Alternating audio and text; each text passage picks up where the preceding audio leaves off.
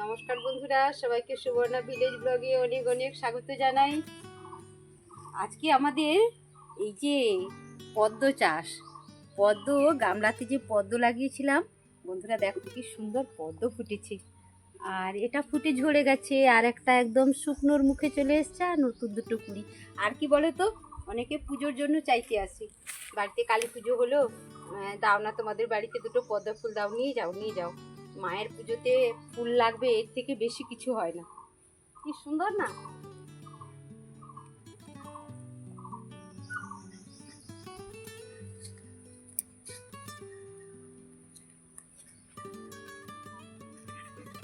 কি সুন্দর কালার একদম। এটা একটা জবা, খুব সুন্দর কালার। এখন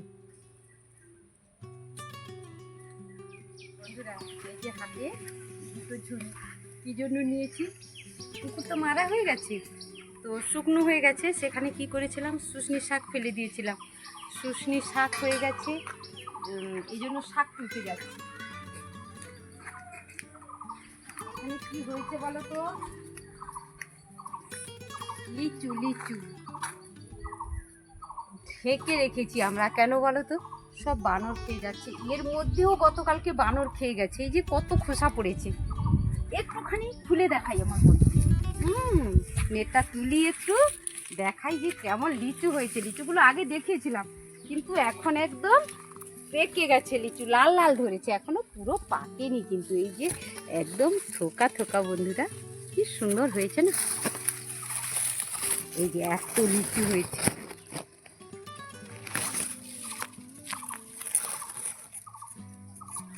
ওইটা একটু বেশি লাল হয়ে গেছে, এইগুলো লাল ধরেছে মাত্র। তবে এগুলো বড় হবে, যত লাল হবে তত বড়ও হতে থাকবে।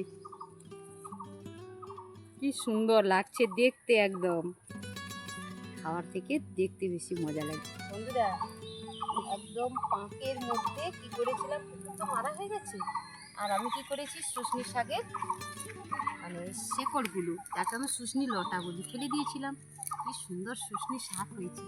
আর এসে বসে গেছি শুশনি শাক তুলতে। আর শুশনি শাকের ভাজা খেতে এত মজা, তো বলা যাবে না। আর অনেকে কেটে নেয় দা দিয়ে, আমি কাটছি না। আমি কি করছি, এইভাবে তুলছি শুশনি শাকটা।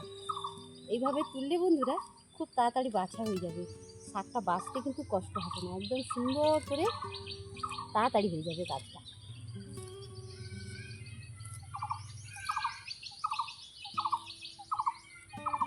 ঘুম ভালো হবে কিন্তু বৌমনি, সর্ষে শাক খেলে ভীষণ ঘুম হয়।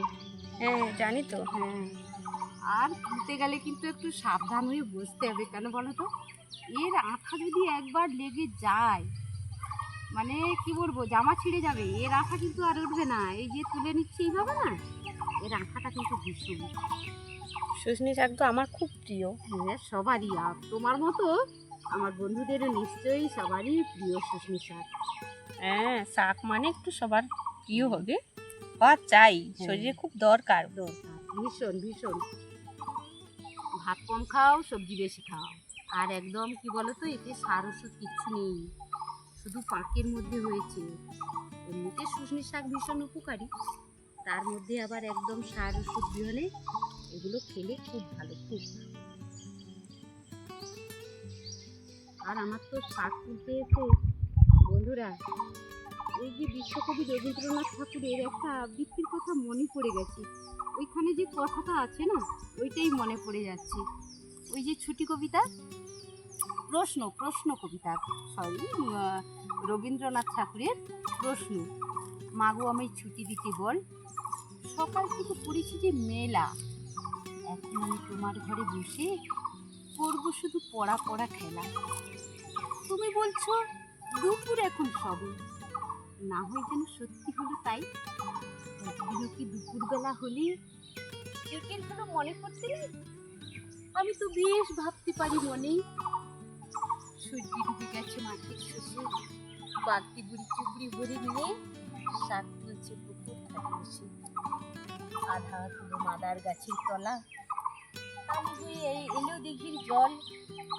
হাতের থেকে সবাই এলো ফিরে, মাঠের থেকে এলো চাষির দল। মনে কর না, সন্ধে হলো যেন, ওইটাই মনে পড়ে গেল আমার। ওই যে বালতি বুড়ি চুবড়ি ভরে নিয়ে শাক তুলছি পুকুর ধারে এসে, আমি শাক তুলতে এসে আমার এই কুর্তাটা মনে পড়ে গেল। আমরা তখন ক্লাস 4-এ পড়েছি বন্ধুরা এটা। আমাদের তখন সিলেবাসে ছিল, এখন তো নিউ সিলেবাস, এখন নেই এটা। কবে পড়েছি এখনও কিন্তু মনে আছে। হয়তো কোথাও ভুল হয়েছে কিনা আমি জানি না, আমি দেখিনি তো, এই জন্যই। সবাই কিন্তু দায়ে শাক কাটে, আমি কিন্তু দায়ে কাটছি না। কেমন করে তুলছি বন্ধুরা, শাক তোলাটা কেমন লাগছে জানাতে হবে কিন্তু।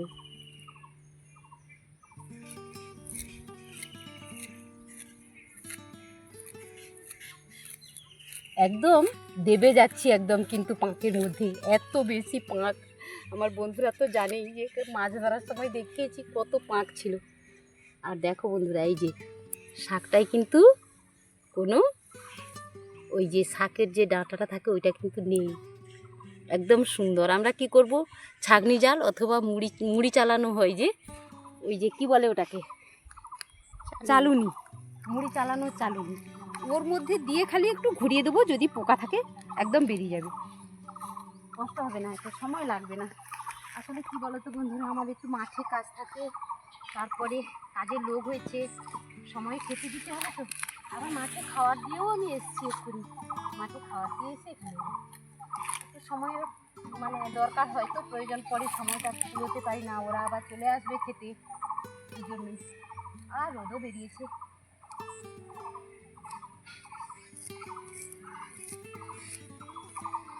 কাটলে আর তো সারাদিন ধরে বাঁচতে হবে, তাই না বৌনি? হ্যাঁ, তাহলে আর রান্না করতে পারবো না, দুজনে মিলে আর রান্না করতে পারবো না। আমি আনাজটা কেটে দিই, বৌমনি রান্না করে নিলে তাড়াতাড়ি হয়ে গেল।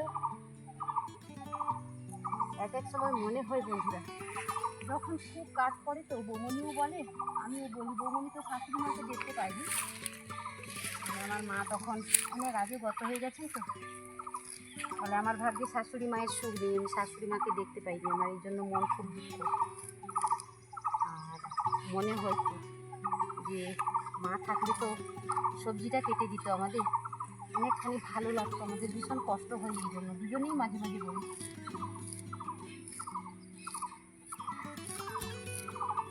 একটু বাঁশ ফেলে শাক তুলতে হবে, নয়তো পারবো না গো। দেখো কতটা দেবে গেছি, যেন স্পঞ্জের উপরে চলছি মনে হচ্ছে, স্পঞ্জির মতো লাগছে একদম।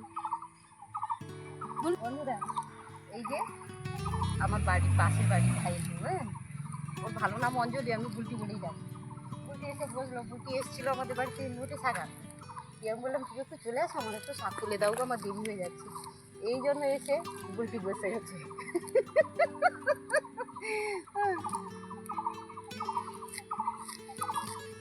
না গো, সুজি শাক তুলতে ভালো লাগে নি বুলটি?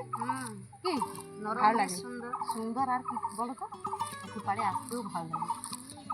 আর এই বছরে তো প্রথম এই শাকটা। হ্যাঁ, না আমি প্রথমে যখন শাকটা দিই তখন আমি বাঁশ দিয়ে দূরের দিকে ছুঁড়ে দিয়েছি সুজনির লটাগুলোকে, দিয়ে কি করেছি, বাঁশ দিয়ে এরকম দেখে দেখে ফেলে দিয়ে গেছিলাম, সেই থেকে এত শাক হয়েছে। তারপরে গেছিলাম বুলটির মেয়ে তুলি, একটু ভীষণ রোগা, ওকে গিয়ে বললাম তুলি চল না রে, আমার একটু শাক একটু দিয়ে দিবি, তুই তো রোগা, তুই কিন্তু পাঁচের মধ্যে এতটা দেবে যাবি না। কিন্তু সে টিউশন চলে গেছিলো, দিয়ে আমি এইভাবেই ফেলে দিয়ে দেখলাম, বুঝতে পারিনি কিন্তু এত শাক হয়ে গেছে বলে। কি বলো, কেমন লাগছে? কেমন লাগছে শাক তুলতে? যেন তুলার উপরে হাঁটা। হ্যাঁ সেই আমি বলছি তো, যেন স্পঞ্জি লাগছে পাঁচটা, এমন উপরটা শুকনো হয়ে গেছে, পাঁচটা তো ভেতরে এখনো শুকনো হয়নি, যেন স্পঞ্জি স্পঞ্জি লাগছে। আর সব কি বলছে বলো তো, এই লতাগুলো সব উঠে আসছে, আরো বড় জায়গা আনতে হতো, বালতি আনতে হতো, বলো ধরবে না এই ঝুড়িটাতে। তারপরে একটু ডিমের শাক তুলবো, তারপরে বাড়ি যাবো। ডিমের শাকটা তুলতে কিন্তু সময় লাগবে না, এত সুন্দর হয়েছে, খালি শুধু ডোগাগুলো নিয়ে নেবো। এই যেটা এই সব উঠে যাচ্ছে। বন্ধুরা, এই পুকুরটা কিন্তু মরে গেছে বলে কিন্তু মাছ নেই তো, শাক হয়েছে। এরা তো আমাদের অংশীদারি পুকুর, আমাদের নিজস্ব যে পুকুরটা আছে ওইখানে আমি অনেকখানি শাক চালিয়েছিলাম, কিন্তু কি হয়েছে বলো তো বন্ধুরা, মানে পুকুরে এত গ্যাস কাপ আছে, মানে এই যে সামনের দিকটা শাকটা কি হয়, পরপর পরপর বিছিয়ে বিছিয়ে চালিয়ে চলে যায় ওটা, এইটা কিন্তু হয়নি সব না। আমরা গেছি দেখি মাছগুলো সব ঘুরছে ওইখানে শাকটা খাবে বলে, গ্যাস কাটতে সব শাক খেয়ে নিচ্ছে, একটু আগায়নি, শাকটাই হয়নি ওখানে। আর এখানে কি সুন্দর হয়েছে।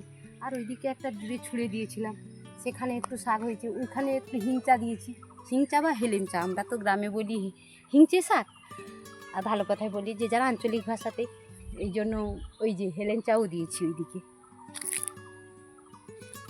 ওইদিকে একটা ফুল হয়েছে কিন্তু, আম তো প্রচুর হয়েছে গাছে। এটাকে কি ফুল বলে জানো? হিজল ফুল। আমরা কি করতাম ছোটবেলা, এটা একটু গোলাপি গোলাপি হয়েছে, আমরা যখন ছিলাম ওইদিকে একটা গাছ আছে লাল, সেটাতে কি হয়, আমরা এই যে একদম মানে ঝুলে ঝুলে আছে না একদম, আমরা পায়ে নুপুর পরে নিতাম, হাতে চুড়ি পরে নিতাম, মাথায় হেয়ার ব্যান্ড, গলাতে পরে নিয়ে সেজে খুব খেলতাম। খুব মনে পড়ে, এই ফুলগুলোকে দেখলেই মনে পড়ে যায় ওই ছোটোবেলার কথাটা। এই আমটা আমাদের মিষ্টি গো বগুনি, এই যে একদম কোনার গাছটা, এটা মিষ্টি হয়, এত টক না, কাঁচা খেয়ে নিবি। আর এই আমটা দেখো বন্ধু, এটা না একটা একটা 500 করে, কিচ্ছু হয়নি। এই যে দেখো, এই আমগুলো আপাতত পক্ষে 500 হবে। আর এই আমগুলো পাকে কিন্তু একদম আষাঢ়ের শেষে, আর পুকুর পাড়ে তো তাই কি হয়, সব আম পেকে সব পুকুরে, সেই যে কালো কালো আমগুলো শেষের দিকে আমরা খাই না বন্ধুরা, এই আমটা হচ্ছে সেই আমটা, আমাদের আখি গাছ, আখি থেকেই তৈরি করা হয়েছিল গাছ। তো সেই থেকে প্রচুর আম হয়েছে, কিন্তু ওই একটি কথা, যেতে পারি না, সব পড়বে পুকুরে পেকে পেকে। এখানে স্যার বাঁচতে হবে না কিন্তু, ঠিক শুশনি শাকের পথারিতেই আমি তুলে নিচ্ছি, শুধু ডোগাগুলো তুলে নেব, ঘাস টাস নেই তো এখানে, একদম পরিষ্কার। আর এটাকে কী শাক বলে জানো বন্ধুরা? এটাকে বলে মানে ওই যে বনে যেটা হয় লতি শাক, এটাও খায় মানুষে, কিন্তু এর টেস্ট বেশি, আমরা যে লতি শাকটা খাই তার থেকে এটার স্বাদ বেশি। প্রত্যেকে পড়ে হয়েছে কি জানি পুকুরের মধ্যে।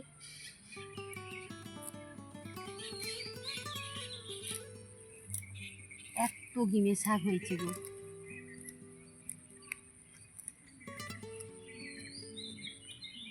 বন্ধুরা, আমাকে কিন্তু অবশ্যই জানাতে হবে আমার এই গিমে শাক তোলা, আমার শুশনি শাক তোলা সব কেমন লাগছে, আমার পুকুর পাড় কেমন লাগছে, আর পুকুরের মধ্যে বসে গেছি একদম এসে।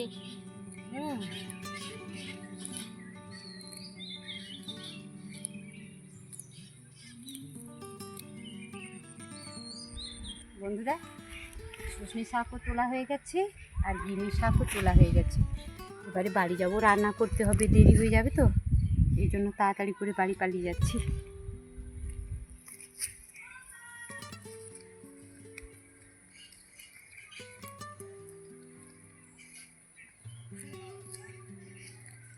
গাছটায় কত কাঁঠাল হয়েছে দেখো বন্ধুরা। আর এই ব্লগটা কেমন লাগলো সেটা অবশ্যই জানিও। দেখা হবে পরের ব্লগে, সবাই ভালো থেকো।